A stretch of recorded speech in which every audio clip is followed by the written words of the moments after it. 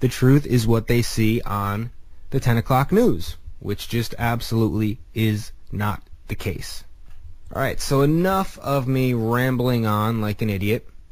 Let me begin to present this information to you, and I guess I should start at the beginning. Now, when I first came across this information, this really is what got me going. This is what made me think, my God, I have to get this out there. And more people should know about this, and I listen to a lot of shows. I listen to lots of conspiracy talk on the radio, and this is something that I heard mentioned once, and that's why I looked it up, and I've never really heard about it since. And this is dealing specifically with a man named Albert Pike. Now, Albert Pike was a 33rd degree Mason. He was one of the early Freemasons. He was born in 1809. He fought in the Confederate Army. He was jailed for treason, and he was pardoned by Andrew Johnson, a fellow Freemason, in 1866. Now, he apparently worshipped Lucifer. He was a Satanist. He was a Luciferian. And he wrote a letter to a man named Mazzini in 1871. Now, this letter laid out the plans for 3 world wars that would, in the end, bring about the incarnation of a physical manifestation of Lucifer here on Earth. Now, as strange as this sounds, as bizarre as this sounds, just bear with me, because I'm going to read to you some excerpts from these letters. Now, the following information can be found at 3worldwars.com, and I will have links to it up on salvationrevelation.com. All the information I'm gonna present here to you, I will have links to this information from salvationrevelation.com. Okay, the First World War must be brought about in order to permit the Illuminati to overthrow the power of the czars in Russia, and of making that country a fortress of atheistic communism.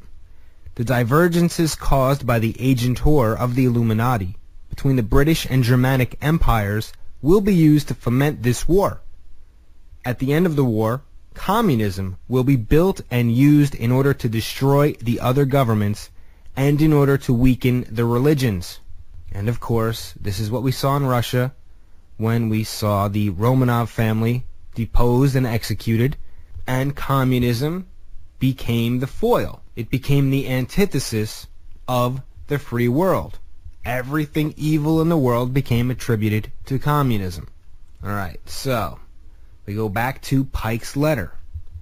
The Second World War. The Second World War must be fomented by taking advantage of the differences between the fascists and the political Zionists. This war must be brought about so that Nazism is destroyed and that the political Zionism be strong enough to institute a sovereign state in Israel, in Palestine. I mean, this is some, very, very, very specific and very telling information here. During the Second World War, international communism must become strong enough in order to balance Christendom, which would then be restrained and held in check until the time when we would need it for the final social cataclysm. So World War II would see Nazism destroyed and would see Christianity put into check until it's needed at a later date.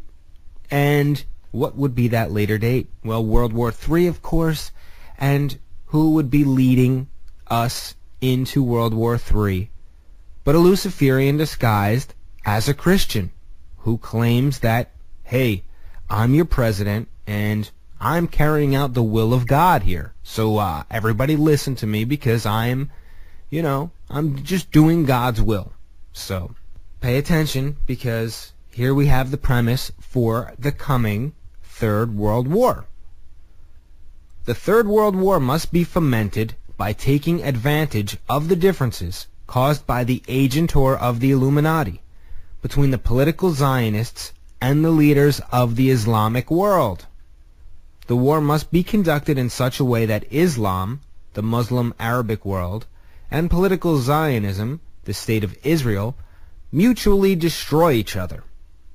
Meanwhile, the other nations once more divided on this issue, will be constrained to fight to the point of complete physical, moral, spiritual, and economical exhaustion. We shall unleash the nihilists and the atheists, and we shall provoke a formidable social cataclysm which, in all its horror, will show clearly to the nations the effect of absolute atheism, origin of savagery, and the most bloody turmoil. Then everywhere the citizens, obliged to defend themselves against the world minority of revolutionaries, will exterminate those destroyers of civilization, and the multitude, disillusioned with Christianity, whose deistic spirits will from that moment be without compass or direction, anxious for an ideal but without knowing where to render its adoration, will receive the true light through the universal manifestation of the pure doctrine of Lucifer, brought finally out into public view. This manifestation will result from the general reactionary movement which will follow the destruction of Christianity and atheism, both conquered and exterminated at the same time. Now that's a mouthful, but the idea is simple. Destroy Christianity, destroy atheism, leave people without knowing where to turn for answers. Basically blow their minds in such a way that they don't believe in God, but they also cannot fathom that they came from nothing, that we just evolved. So how would they do such a thing? I don't want to spend too much time on this, but after World War II, when we defeated Nazism, America and Russia basically divvied up all of the Nazi scientists, and Russia grabbed as many as they could, and the United States grabbed as many as they could, and we brought them here to the United States. Now, in the United States, this was known as Operation Paperclip or Project Paperclip. You can look these up. You can just go to Google and search this stuff out, and it is legitimate. Likewise, if you search the term Foo Fighters, just like the band, but not the band, the Nazis had developed what looked to be UFO-like technology by the time they were defeated in World War II. They had flying saucers. Now, after loads and loads and loads of research, and I did a podcast or two that were really just trying to incorporate as many different conspiracy theories into one cohesive unit as I could, I came to find a lot of links between Aleister Crowley and NASA, and, you know, NASA was basically built from the knowledge that these Nazi scientists brought here to the United States. These were Nazi rocket scientists. And, you know, many of them were involved in the occult. Many of them were Satanists, just as many Nazis were. You know, high-ranking Luciferians. Now, some things you will find odd about World War II. Just who was funding World War II. I'm sure many of you know about the Bush family being linked to the Nazis, and how how George W. Bush's grandfather, Prescott Bush, was so involved in the funding of the Nazis and basically bankrolling an attempted coup right here in the United States, an attempt to set up a fascist government right here in the U.S. And there's an excellent BBC documentary on this. It was an audio documentary type thing, and I've got a link to that for you. But then you find that IBM was also involved in this, and IBM developed the early computer punch card systems, which predated floppy disks. For those of you old enough to remember, they stored information in binary code, but it was just holes punched out of the cards, and the cards would be physically fed through the machine.